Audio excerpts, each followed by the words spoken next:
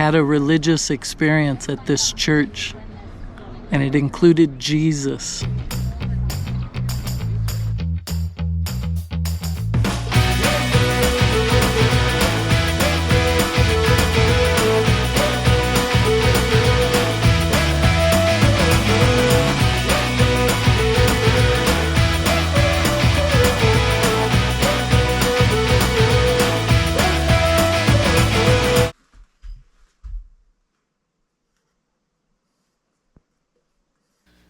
The Last Supper is probably the most famous religious painting in the world.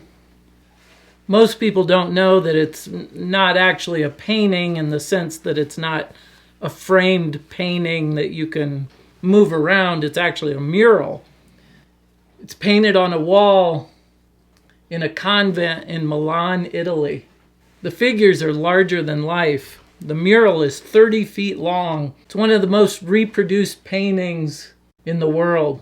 The room that it's in is a climate-controlled room, and they only allow about 100 people a day to see the painting or the mural. All the prints of the Last Supper, the color is highly exaggerated. The real painting is actually very muted and dull. If you want color in your religious painting, you have to look to El Greco. El Greco, he was Greek, but he lived most of his life in Spain, and that's where they called him El Greco, the Greek. His paintings are very colorful, very vibrant, very alive, a lot of motion in them. At the time, people didn't like him. He wasn't all that popular, and he was a difficult person. Some people thought that he had problems with his eyes because his paint was so electric and so vibrant that they thought he must have some sort of color blindness or some sort of deficiency with his eyes. He had trouble getting work as a painter because he was difficult and because his paintings they were unusual for the time. This is like 1600s. It wasn't until a couple hundred years later that the modernists, the Van Goghs, the Cézannes, the Gauguins, they discovered El Greco, and they loved him. They loved the color. They loved the motion. They loved the life that his paintings had. A lot of the paintings of his era were very stiff, very mannequin-like. But his had a fluidity to him. His figures seemed to be in motion and not frozen. One of my favorites is the Tears of St. Peter. In this painting, he's realizing that he's a sinner, which of course we all are, but he was very upset about it. But if you look in the background, you can see Mary Magdalene and an angel. And Mary Magdalene, she's often a symbol of hope or redemption. It's a beautiful painting. He also did Adoration of the Shepherds. It's a big painting. It's very ambitious and it's very glorious. And it's of the shepherds admiring the baby Jesus, and there's angels flying around, and it's a beautiful painting. It feels like a dream.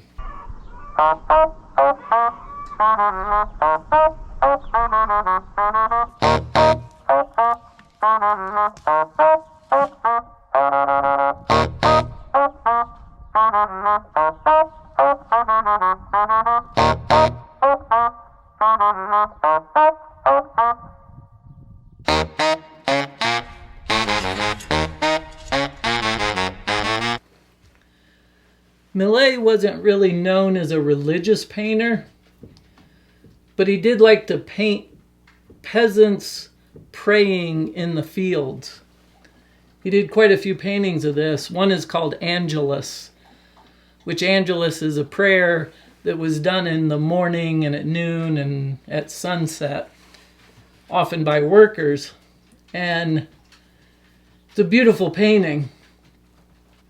One of my favorite Malay paintings I saw at the Met in New York. And it was of a pasture with sheep in it at sunset. I think that's why I've been enjoying sunsets so much, is because of that Malay painting. It was gorgeous. Perfect. Perhaps one of my favorite religious paintings of all time is a painting by a Flemish painter named Van der Weyden.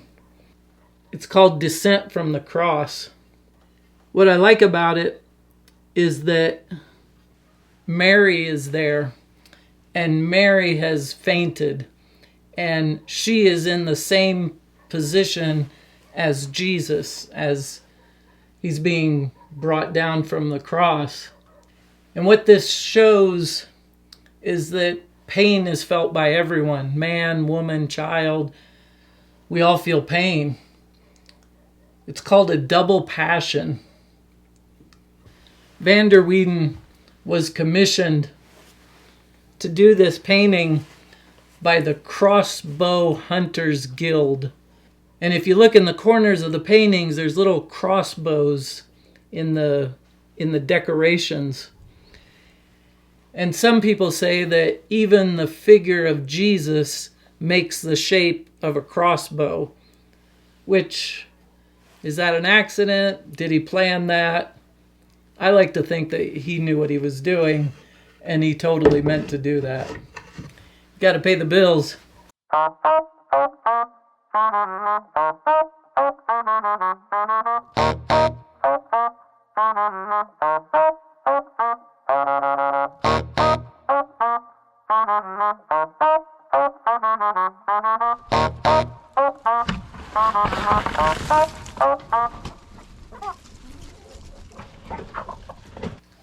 There's been a million paintings of Jesus on the cross, but I think one of the best ones was by Velázquez.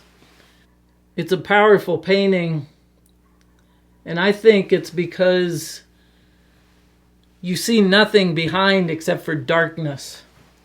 And it's just Jesus, and you really get that feeling of he's out there all by himself. It's only him, and the painting is him in death or near death, and you really get the loneliness from it.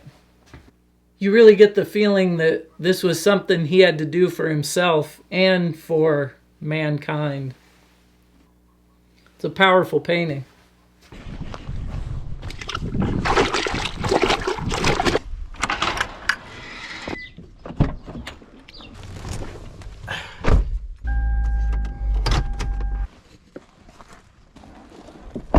Oh, yours is better than mine. Okay. Well, does it look like it's I'm videotaping here, it. no, yeah, and he told me you do it slowly. You let the thing, yes. Blood. See how it's flowing? Wow. I drove all the way to the hotel. Oh my God. Used their bathroom this morning.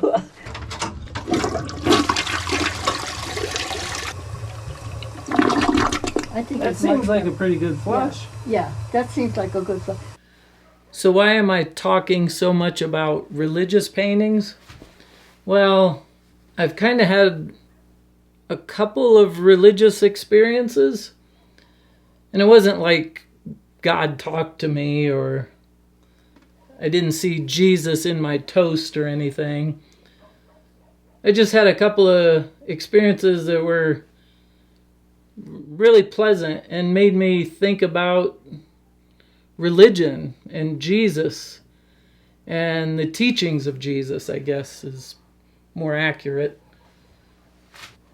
For those who don't know, I had a fire and it burned my studio, and it was a studio I had built myself. And I had a lot of memories in there, and I'd been making paintings in there for almost 20 years. And to lose that, it was kind of a bummer. But at the same time, it wasn't that big a deal. There's a lot of people in the world that have greater losses than that, that's for sure. But even that small of a scale, it had an effect on me. And a lot of people came out to help and to lend a helping hand, not only financially, but also just with food and gifts and art supplies. And it was really beautiful, and it really gave me a new perspective on the kindness of people.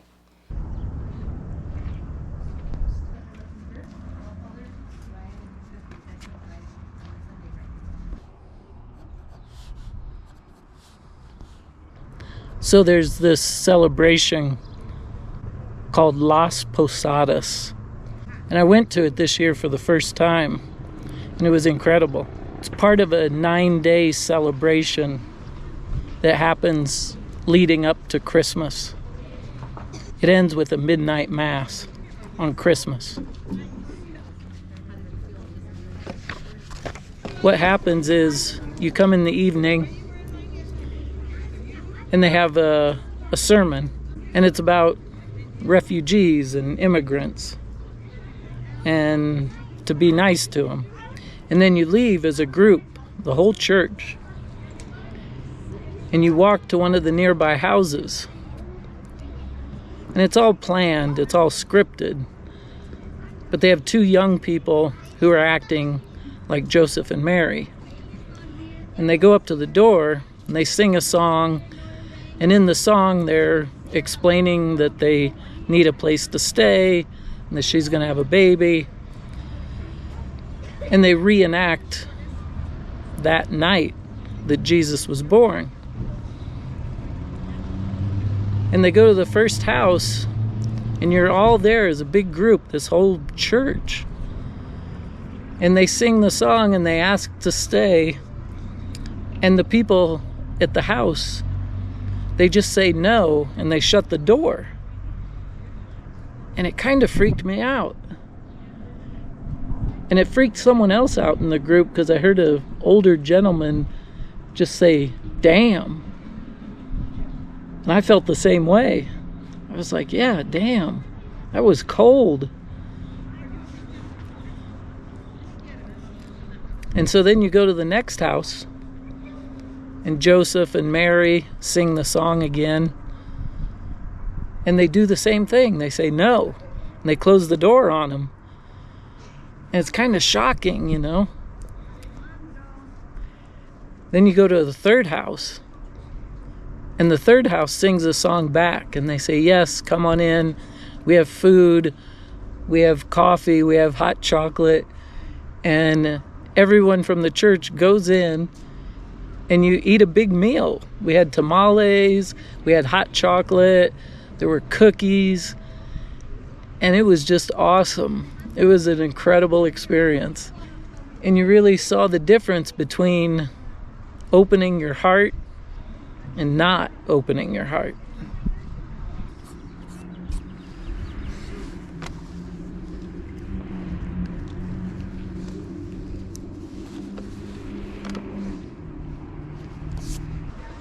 It was just a beautiful experience.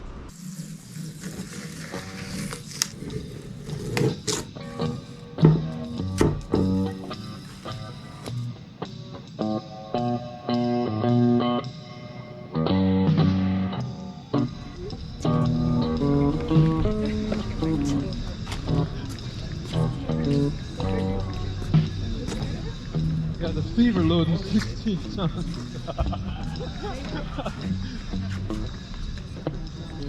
Some people say a man is made out of mud, a poor man made out of muscle and blood,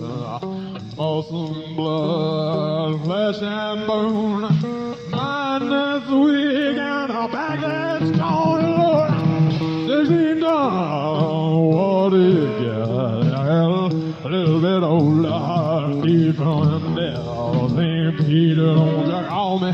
I can't go home. So to the company store.